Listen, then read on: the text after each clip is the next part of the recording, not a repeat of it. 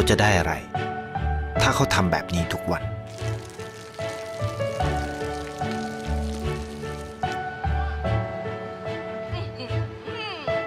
เพิ่งจะมา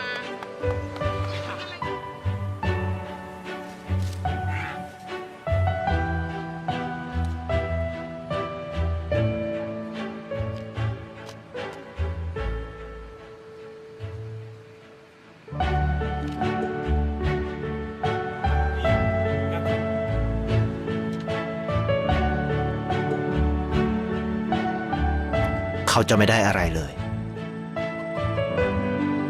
ไม่ได้รวยขึ้น ไม่ได้ออกทีวี ไม่มีใครรู้จัก ไม่ได้มีชื่อเสียงที่มากขึ้น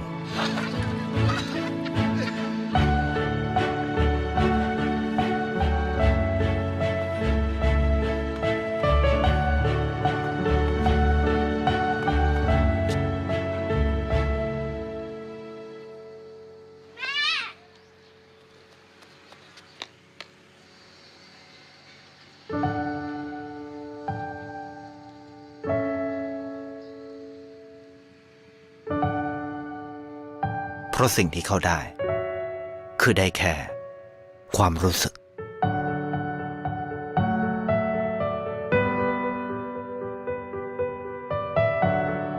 ได้เห็นความสุข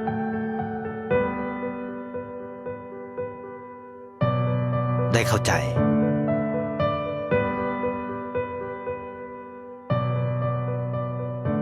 ได้ความรัก ได้ในสิ่งที่เงินซื้อไม่ได้ ได้โลกที่สวยงามกว่าเดิม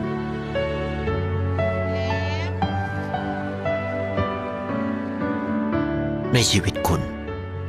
อะไรคือสิ่งที่คุณต้องการมากที่สุด ไทยประกันชีวิต